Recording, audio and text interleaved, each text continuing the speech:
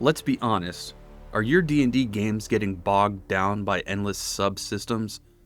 Do you feel like you're constantly reaching for a rulebook to handle everything from kicking down a door to monster morale, turning undead, or navigating a treacherous climb? Are you finding it difficult to introduce new players to the game? I'm not saying we should just abandon these types of games all willy-nilly, but all of that wasted time really adds up.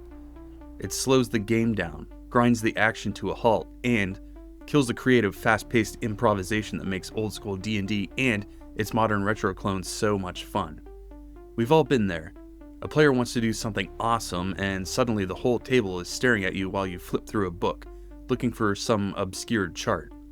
The momentum dies, and the immersion shatters. Now, is it possible to throw out all those clunky rules? What if you could capture the lethal, exciting, and unpredictable spirit of classic D&D, but make it run faster and smoother than ever? In this video, I'm going to show you how I run my entire game with just 3 simple rules. Before we jump into the 3 rules, we need to talk about the core philosophy that makes this whole thing work. Rulings, not rules. This phrase is a cornerstone of the old-school Renaissance style of play, and it's a powerful tool for any GM. The idea is simple. Instead of having a written rule for every single thing a player might try, the GM just makes a logical ruling in the moment. So many games outside of BX and BECME fall into the trap of rules bloat, not to mention character ability bloat. There's specific rules for grappling, for disarming, for persuading, for intimidating, for jumping, for climbing, you name it. Each little subsystem adds another layer of complexity and a mental tax on everyone at the table. It makes players look at their character sheet to see what they can do instead of just telling you, the GM, what they want to do. Now I know what some of you are going to say. What if a player doesn't really know what their type of character would do in that situation? Bear with me. The rulings, not rules approach completely flips this around. It empowers players to be creative. Everyone can be creative with a little bit of nudging.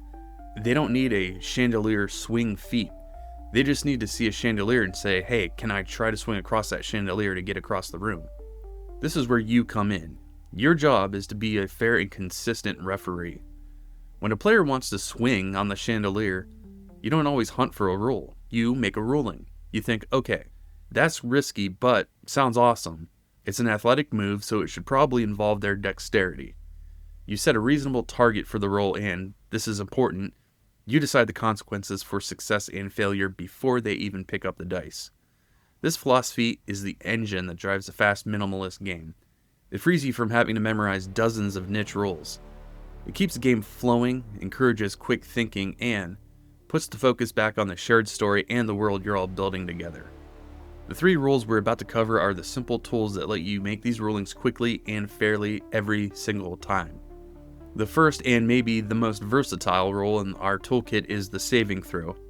In classic D&D, saves are usually for resisting a specific effect, like poison, dragon's breath, a wizard's spell.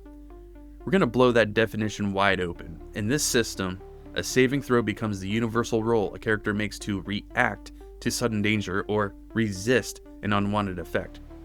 Think of it as your get out of trouble roll. So, what does this replace? Well, it replaces a whole lot. Instead of a specific rule for bracing a door against an enemy charge, we use a strength-based save. The fighter puts their shoulder into it.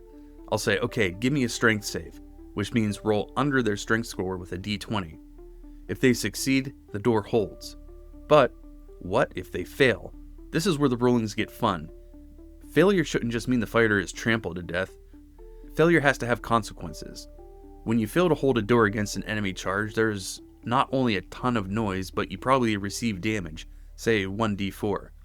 In my game, a failed strength save to hold the door always triggers a wandering monster check. Suddenly, that simple action has a real risk-reward calculation. Success gets you through, but failure attracts attention. Here's another one, retreating from melee. Some editions have complicated rules for disengaging and opportunity attacks. We're tossing those all out. A player says they want to pull back from a fight. I'll say, alright, make a dexterity save to see if you can get away clean. If they pass, they back away safely. If they fail, the monster gets a free swing at them. It's fast, it's intuitive, and it uses a mechanic everyone already gets. You can apply this concept almost anywhere. A rickety rope bridge is swaying in the wind. Make a dexterity save to keep your balance. A rogue is trying to charm you? Make a wisdom or a charisma save to resist. You step on a pressure plate and darts shoot from the wall? That's a dexterity save to dodge. The key is to frame the action as reaction to a hazard. The player isn't proactively using a skill. They are reactively trying to avoid a bad thing. By mapping these situations on the saving throw mechanic, whether you're using class-based saves from a game like BX or saves tied to ability scores, you get rid of a dozen niche rolls and keep the action moving. If the saving throw is our reactive get-out-of-trouble roll, then the ability check is its proactive sibling, the I want to do something roll.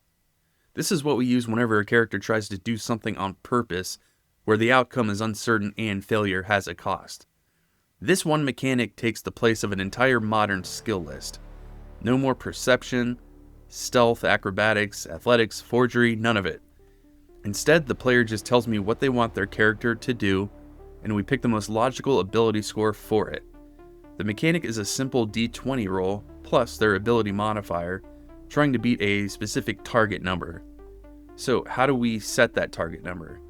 Keep it simple. This is the personal scale I use in my games. Use a target of 13 for routine actions that still carry some risk and aren't automatic successes. Raise the target to 16 when the task is genuinely difficult and failure is likely without care or preparation. Set the target at 18 or higher only when the attempt borders on the heroic, where success feels exceptional and the odds are firmly stacked against the character. So let's see it in action. The party needs to cross a wide chasm. The fighter, decked out in plate mail, wants to try a running jump. That's definitely a difficult task. I'd call for a strength ability check against a target of 16. What if a player wants to climb a castle wall without a rope? That sounds pretty heroic. It's a strength check, probably against a 16 or higher, and failing means a long fall and taking some serious damage. Maybe like 1d6 for every 10 feet. Someone wants to do a cool stunt in a fight, like run up a giant's back to stab it in the eye. That's a dexterity check, maybe against a target of 15.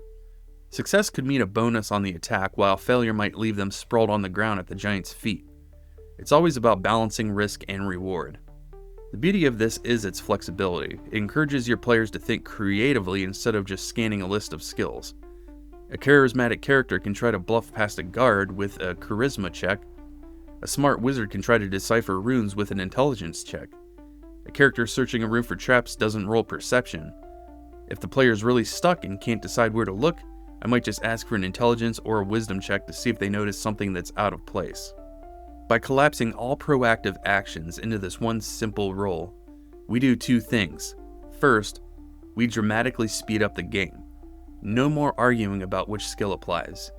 Second, we put the focus back on the fiction. The player describes the what, and you, the GM, figure out how with a quick, consistent roll. By the way, if you're getting some good ideas for streamlining your own game, go ahead and subscribe to the channel. I put out videos like this all the time, full of practical table-ready tips for running faster and more engaging RPGs. And drop a comment below. What's one rule you've thrown out of your game to speed things up? I'd love to hear what works for you. Our third and final role is the one that breathes life and unpredictability into your world, the reaction roll.